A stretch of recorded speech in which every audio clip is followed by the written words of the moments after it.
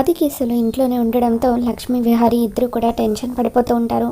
విహారీ గదిలో నుండి బయటకు రావడానికి కూడా ఆలోచిస్తూ ఫోన్ కూడా గది లోపలే మాట్లాడుతూ ఉండడంతో, అదేంటి బావా నువ్వు రూమ్లో నుండి బయటకు రావా అని చెప్పి సహస్ర అడుగుతూ ఉంటుంది. దాంతో విహారీ, నా ఫోన్కి సిగ్నల్స్ బయట కంటే గదిలోనే బాగా వస్తాయి అని చెప్పి అంటూ ఉంటాడు.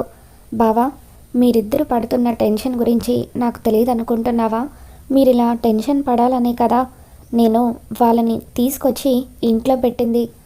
తన తండ్రికి ఎక్కడ నిజం తెలిసిపోతుందోనని ఆ లక్ష్మి అనుక్షణం టెన్షన్ పడుతూనే ఉండాలి.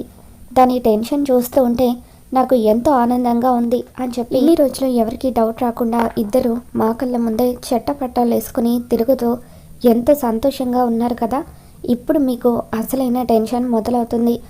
ఈ వారం రోజుల్లో నీకు నాకు అమెరికాకు వీసా కూడా వచ్చేస్తుంది.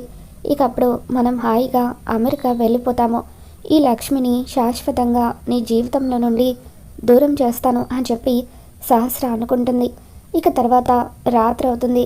డిన్నర్ టైం అవ్వడంతో ఆదికేశవులు అంకుల్, గౌరీ ఆంటీ ఇద్దరు రండి డిన్నర్ చేద్దామని చెప్పి సహస్ర పిలుస్తూ ఉంటుంది. ఇక దాంతో పద్మాక్షి డైనింగ్ టేబుల్ దగ్గర కూర్చొని సహస్రాన్ని తిట్టుకుంటూ, అసలు ఏమైంది సహస్ర నీకు? అసలు వాళ్ళేంటి, వాళ్ళ స్థాయి ఏంటి? అటువంటి వాళ్ళను మనతో పాటు సమానంగా డైనింగ్ టేబుల్ దగ్గర కూర్చోబెట్టడం ఏంటి అని చెప్పి మండిపడుతూ ఉంటుంది. అమ్మ కొద్ది రోజులు ఓపిక పట్టమ్మా, ఇంకొక వారం రోజులు మాత్రమే వాళ్ళు ఇక్కడ ఉంటారు. ఆయన నాకు బిజినెస్లో చాలా హెల్ప్ చేస్తున్నారు. అందుకే నేను ఆయనని ఇబ్బంది లేకుండా ఇంట్లోనే ఉండమన్నాను. ప్లీజ్ అమ్మా అని చెప్పి సహస్ర అంటూ ఉంటే, ఏంటోనే నీ పిచ్చి చేష్టలు, నువ్వు ఎప్పుడు ఏం చేస్తున్నావో ఏమీ అర్థమై చావడం లేదు అని చెప్పి పద్మాక్షి తిట్టుకుంటూ ఉంటుంది. తర్వాత బావా బావా అంటూ విహారీని కూడా సహస్ర భోజనానికి పిలుస్తూ ఉంటుంది. పండు నువ్వు వెళ్ళి వడ్డించడానికి లక్ష్మిని పిలువ అని చెప్పి అంటూ ఉంటే, అప్పుడు పండు కంగారు పడుతూ లక్ష్మిని పిలవడానికి వెళ్తూ ఉంటాడు. దాంతో వస్తా ఆగు పండు, నేనున్నాను కదా, నేను వడ్డిస్తానులే, ఇప్పుడు లక్ష్మిని పిలవడం ఎందుకు అని చెప్పి అంటూ ఉంటుంది. ఇక దాంతో సహస్ర, పిన్ని నువ్వు లక్ష్మిని బాగానే సేవ్ చేస్తున్నావు. లక్ష్మి తల్లిదండ్రులని తెలిసి చేస్తున్నావో తెలియక చేస్తున్నావో అర్థం కావడం లేదు, కానీ నువ్వు మాత్రం తనని బాగానే ప్రొటెక్ట్ చేస్తున్నావు అని చెప్పి సహస్ర మనసులో అనుకుంటుంది. విహారీని ఎంత పిలిచినా విహారీ రాకపోవడంతో నేనే వెళ్ళి బావను పిలుచుకొని వస్తాను అని చెప్పి సహస్ర పైనున్న విహారీ గదిలోకి వస్తుంది. బావా బావా ఏంటి బావా భోజనానికి పిలుస్తుంటే రావడం లేదు? రా బావా అందరం కలిసి భోజనం చేద్దామని చెప్పి పిలుస్తూ ఉంటుంది. దాంతో విహారీ, లేదు సహస్ర, నాకు బాగా హెడ్ఏక్గా ఉంది, నేను రాలేను అని చెప్పి అంటూ ఉంటాడు. సరే బావా, నీకు హెడ్ఏక్గా ఉంది కాబట్టి నేనే నీకు భోజనం తీసుకువచ్చి ప్రేమగా నా చేతులతో తినిపిస్తాను అని చెప్పి సహస్ర అంటూ ఉంటుంది. ఇప్పుడేం వద్దు సహస్ర అని చెప్పి విహారీ అంటూ ఉంటాడు. ఇక దాంతో సహస్ర బావకి దగ్గర అవ్వడానికి ఇదొక మంచి ఛాన్స్ అనుకొని ఆదికేశల వాళ్ళ దగ్గరికి వచ్చి, అంకుల్ మా బావకి బాగా హెడ్ఏక్గా ఉందట, దాంతో భోజనానికి రాలేనంటున్నాడు, నేనే ఆయనకి భోజనం తీసుకువెళ్తాను, మీరేం అనుకోకపోతే మీరు భోజనం చేసేయండి అని చెప్పి సహస్ర అంటూ ఉంటుంది. అయ్యో పర్వాలేదమ్మా అని చెప్పి ఆదికేశలు అంటూ ఉంటాడు. సహస్ర భోజనం తీసుకువెళ్ళి విహారీకి తినిపిస్తూ ఉంటుంది. నాకొద్దు సహస్ర అని చెప్పి విహారీ అంటూ ఉంటాడు. బావా నీ ఆకలి గురించి నాకు తెలీదా? నేనిప్పుడు నీ భార్యని, నేను తినిపిస్తూ ఉంటే నువ్వెందుకు మొహమాట పడుతున్నావో, తిను బావా అంటూ అలా సహస్ర విహారీకి బలవంతంగా భోజనం తినిపిస్తూ ఉంటే విహారీకి వేరే ఆప్షన్ లేక సహస్ర తినిపించే భోజనాన్ని తింటూ ఉంటాడు. ఇక ఇంతలో అక్కడికి విహారీతో మాట్లాడడం కోసమని చెప్పి లక్ష్మి వస్తుంది. సహస్ర విహారీకి భోజనం తినిపించడం చూసి లక్ష్మి చాలా ఫీల్ అవుతూ ఉంటుంది.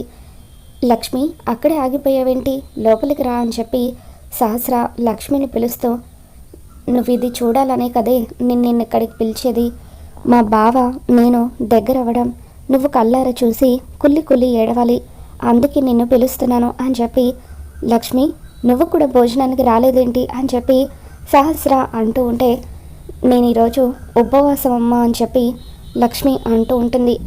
నువ్వు ఎందుకు ఉపవాసం ఉంటున్నావో నాకు అర్థం కాదా? మీ నాన్న గురించే కదా. ఇకపై ఈ వారం రోజులు ప్రతిరోజు కూడా నీకు ఉపవాసమే అవుతుంది అని చెప్పి సహస్ర తనలో తాను నవ్వుకుంటూ ఉంటుంది. ఇక చాలు సహస్ర అని చెప్పి విహారీ అక్కడి నుండి లేచి వెళ్ళిపోతాడు. మరోపక్క ఆదికేశవులు గౌరీ ఇద్దరు కూడా భోజనం చేసి గదిలోకి వెళ్ళిపోతారు. తర్వాత రోజు ఉదయాన్నే న్యూస్ పేపర్లో లక్ష్మి గురించి, విహారీ గురించి, వీక్రాఫ్ట్స్ గురించి ఎంత గొప్పగా ఆర్టికల్ వస్తుంది.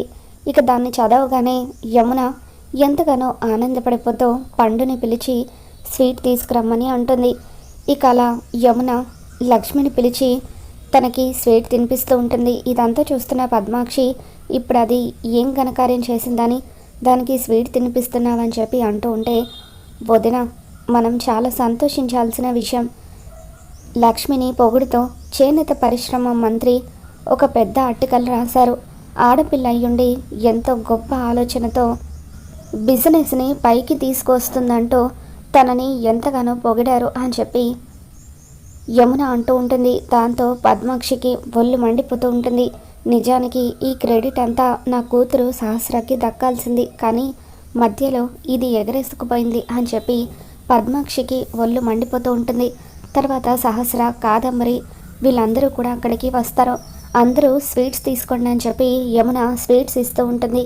అమ్మ, నిజంగా నీ వల్ల మన కంపెనీకి చాలా గొప్ప పేరు వచ్చింది, నాకు చాలా సంతోషంగా ఉందని చెప్పి యమున అంటూ ఉంటే ఇదంతా చూస్తున్న సహస్రకి ఒళ్ళు మండిపోతూ ఉంటుంది.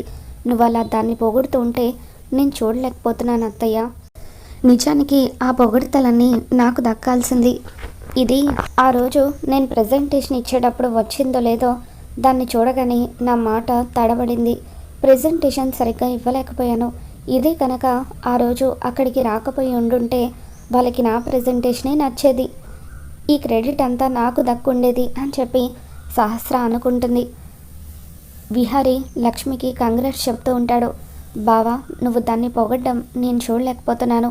మీ ఇద్దరికి ఇప్పుడు ఎలా షాక్ ఇస్తానో చూడండి అని చెప్పి పండు, పైన ఆదికేశవుల గారు ఉన్నారు కదా, వెళ్ళి ఆయన్ని పిలుచుకురా అని చెప్పి సహస్ర అంటూ ఉంటుంది.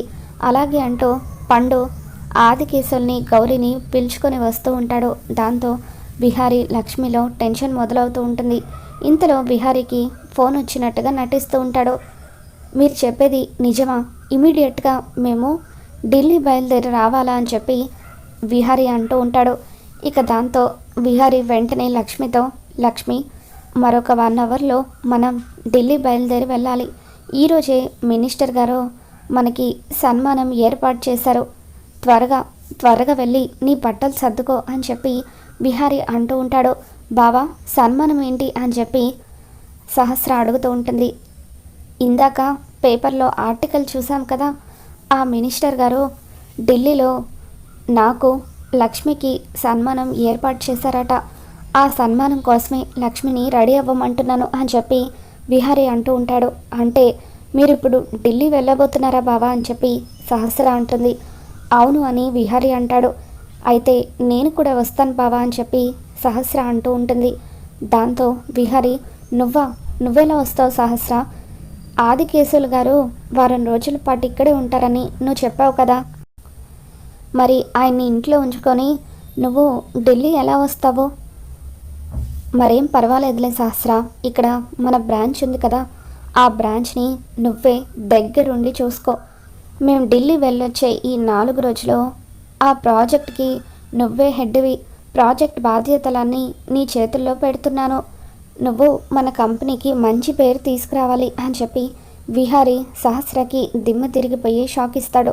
అది కాదు బావా, నేను అని చెప్పి సహస్ర ఏదో చెప్పబోతూ ఉంటే, నువ్వేం చెప్పాలనుకుంటున్నావో నాకు అర్థమైపోయింది సహస్ర, మనం మళ్ళీ మాట్లాడుకుందాం. ఫ్లైట్కి టైం అవుతుంది, లక్ష్మి త్వరగా రెడీ అవ్వాలి అని చెప్పి విహారీ అంటూ ఉంటాడు. లక్ష్మి పరుగున వెళ్ళి బట్టలు సర్దుకుంటూ ఉంటుంది. ఇక ఆదికేశవులు, గౌరీ ఇద్దరు కూడా కిందికి వస్తారు.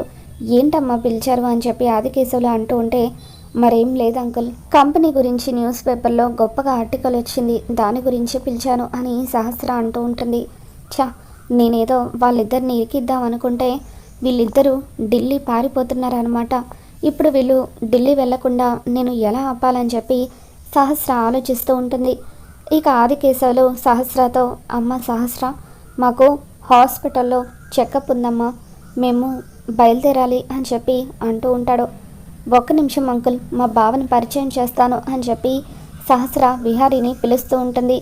ఇక అప్పుడు పండు వచ్చి చూసేసరికి విహారీ అక్కడ లేడని, వాష్రూమ్లో ఉన్నాడని చెప్పడంతో, సరే అమ్మా, ఎలాగో వారం రోజుల పాటు ఇక్కడే ఉంటాను కదా, మీ బావని చూస్తానులే, ప్రస్తుతం అయితే హాస్పిటల్కి వెళ్ళొస్తాను, ఎందుకో నిన్నటి నుండి బాగా దగ్గుగా అనిపిస్తుంది అని చెప్పి ఆదికేశవులు గౌరిని తీసుకొని బయటకు వెళ్ళిపోతాడు.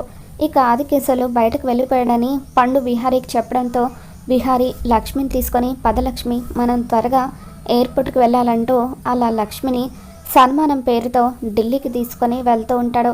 ఇక దాంతో సహస్ర తన కళ్ళ ముందే విహారీ లక్ష్మి ఇద్దరు జాలీగా హనీమూన్ జంటలాగా అలా బయటకు వెళ్ళిపోతుంటే ఏమీ చేయలేక అలా చూస్తూ ఉండిపోతుంది. విహారీ గారు, సడన్గా ఈ సన్మానం ఏంటి అని చెప్పి కారులో వెళ్ళేటప్పుడు లక్ష్మి అంటూ ఉంటే, విహారీ నిజం చెప్పనా లక్ష్మి, ఇదంతా నీకోసమే ప్లాన్ చేశాను. మనం ఢిల్లీ సన్మానం కోసం వెళ్ళడం లేదు, ఊరికే తిరిగి రావడానికి వెళ్తున్నాము. ఆ టైంలో ఏం చెప్పాలో నాకు అర్థం కాలేదు.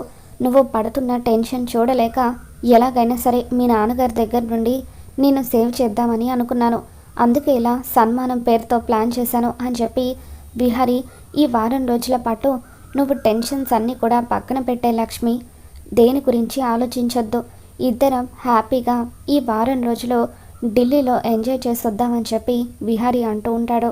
ఇక దాంతో విహారీ ప్లాన్కి లక్ష్మి షాక్ అవుతూ ఉంటుంది. మరి రాబోతున్న ఎపిసోడ్లో ఏం జరగబోతుందో మళ్ళీ మన ఛానల్లో తెలుసుకుందాం. ఈ వీడియో మీకు నచ్చినట్లయితే ఒక లైక్ చేయండి.